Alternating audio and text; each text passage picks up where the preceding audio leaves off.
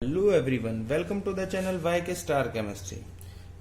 आज हम chemical kinetics का एक बहुत इंपॉर्टेंट कंसेप्ट तो नहीं बोल सकते, लेकिन एक ट्रिक समझने वाले हैं, जिससे जो है हमारे लिए केमिकल काइनेटिक्स की रेट कांस्टेंट और हाफ लाइफ को समझना बहुत आसान हो जाएगा। Rate constant and half life. कुछ बच्चों को जो डिफरेंट ऑर्डर्स हैं उनका रेट कांस्टेंट समझने में बहुत दिक्कत आती है, उनको ये चीजें याद नहीं रहती, तो ये स्पेशल वीडियो उन्हीं बच्चों के लिए बनाई गई है।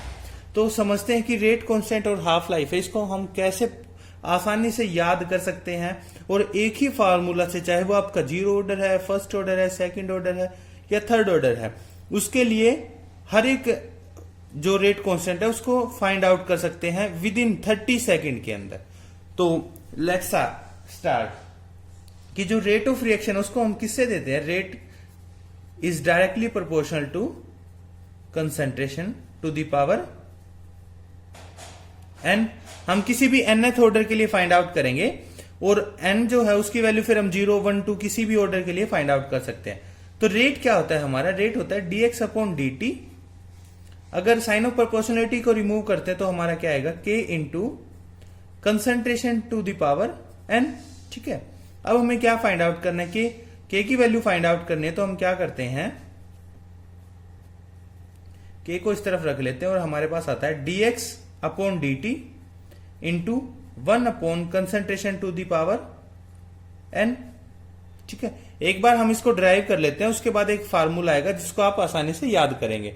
लेकिन यहां पे क्या है कि हम देख रहे हैं कि वो फार्मूला आया कैसे, क्योंकि अगर आपको लॉन्ग वे पता है तो आप शॉर्ट वे बना सकते हो, लेकिन अगर आपको शॉर्ट वे पता है तो उससे लॉन्ग वे को ड्राइव करना हमारे लिए मुश्किल होगा। तो हम कोई भी चीज ऐसी नहीं रखेंगे जिससे हमारे को आगे प्रॉब्लम आए। तो देखते हैं, तो k क्या होगा हमारा? dx upon dt into 1 upon concentration to the power n। अब dx क्या है? कंसंट्रेशन है, और dt क्या है? चेंज इन टाइम है।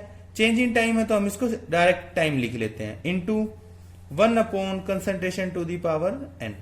ठीक है, अब हम कंसंट्रेशन टर्म को एक तरफ ले आते हैं, या एक ही न्यूमरेटर में या डिनोमिनेटर में लेके आते हैं। तो यहां पे हम कोशिश करते हैं कि न्यूमरेटर में ले आए इसको। तो क्या होगा? जब ऊपर जाते हैं तो कंसंट्रेशन यहां पे क्या है? 1। ठीक है, into concentration to the power, ऊपर जाएगा तो क्या हो जाएगा? Power negative of n upon time.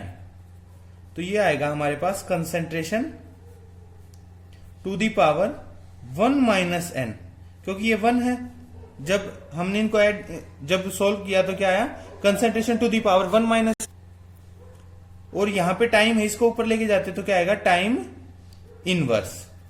बस यही हमारा जो फार्मूला है जिसको हम याद रखेंगे और किसी भी ऑर्डर के लिए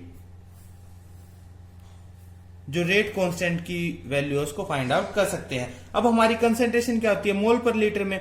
तो अगर आप इसको और सिंपलीफाई करना चाहें तो आप इसको ये भी लिख सकते हैं कि k is equal to mole per litre to the power 1 minus n into time inverse. तो अब हम देखते हैं कि हमारे जो ये हमने फाइंड आउट किया ये ठीक है या कोई प्रॉब्लम है। तो सोल्व करते हैं फॉर जीरो ऑर्डर। ठीक है, फॉर जीरो ऑर्डर तो n की वैल्यू क्या होगी? 0 हो जाएगी। तो n की वैल्यू 0 है तो यहां पे हम 0 रखते हैं कि k is equal to mole per litre 1 minus 0 time inverse. तो ये आ जाएगा हमारा 1 माइनस 0 1 होगा, तो 1 आएगा तो इसके बाद क्या आएगा? मोल की पावर 1, लिखो या ना लिखो, यहां पे क्या होगा? लीटर नेगेटिव 1 और टाइम इनवर्स। अब टाइम है, इसको आप क्या सेकंड में है, मिनट में है, आवर में है, किसी में भी ले सकते हैं। तो ये लीजिए, हमारे लिए रेट कांस्टेंट की वैल्यू आ गई है फॉर जीरो ऑर्डर के लिए। इसी तरीके से आप किसी के लिए भी फाइंड आउट कर सकते हैं। तो सपोज कर लेते हैं हम सेकंड ऑर्डर के लिए कैलकुलेट करते हैं कि सेकंड ऑर्डर के लिए क्या होगा। तो सेकंड ऑर्डर के लिए n की वैल्यू कितनी होगी? 2 आएगी। ठीक है, तो k क्या होगा हमारा? k होगा मोल पर लीटर 1 माइनस n की जगह 2 रखेंगे टाइम इनवर्स। ठीक है, तो 1 माइनस 2 कितना आएगा? नेगेटिव 1, तो आएगा mole litre inverse power -1 time inverse. तो जब हम इसको सोल्व करते हैं तो क्या आएगा, मोल इनवर्स -1 और लीटर है। अब लीटर पे क्या होगा, -1 इंटू -1 मल्टीप्लाई होगा तो क्या आएगा, पावर 1 आएगी। तो आप लिखे या ना लिखे पॉजिटिव हो जाएगा साइन, क्योंकि negative negative positive, and time inverse. तो ये हमारे लिए आ गई है value of rate constant for second order reaction. इसी तरीके से आप किसी भी ऑर्डर के लिए जो रिएक्शन है वो फाइंड आउट कर सकते हैं। तो ये हमारे लिए जो नीट है, जेई है, उस टाइप के जो एग्जाम्स है कॉम्पिटिटिव, उनमें बहुत हेल्पफुल रहने वाली है ये वीडियो। तो ये हमने अभी देखा रेट कांस्टेंट के लिए। अभी हम बात करते हैं हाफ लाइफ के लिए। ठीक है, हाफ लाइफ क्या होता है कि जब हमारी जो रिएक्शन है वो हाफ कंप्लीट हो चुकी है, रिएक्टेंट आपका प्रोडक्ट में हाफ कंप्लीट हो चुका, चेंज हो चुका है, तो इसको हम टी हाफ से ऐसे डिनोट करते हैं। तो इसके लिए जो ट्रिक है वो क्या होगी, T half is directly proportional या इनवर्सली प्रोपोर्शनल बोले, T half is inversely proportional to a to the power n-1।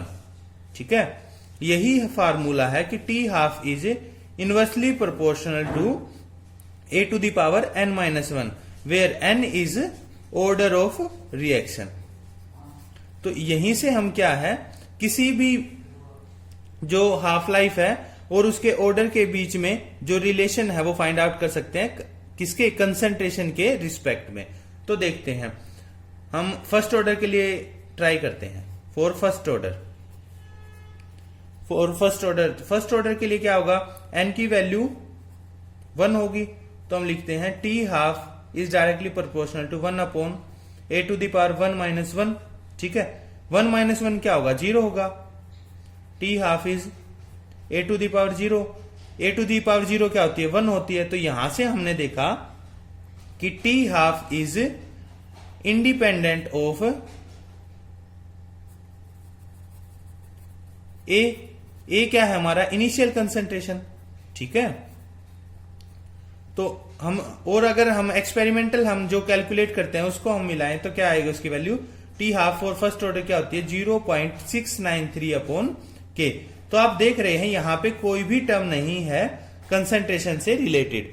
तो इस तरीके से हम क्या है, टी हाफ के लिए भी किसी भी ऑर्डर की जो रिएक्शन है, किसी भी ऑर्डर की रिएक्शन के लिए टी हाफ की वैल्यू उसको कैलकुलेट कर सकते हैं। कैसे, कंसंट्रेशन के रिस्पेक्ट में।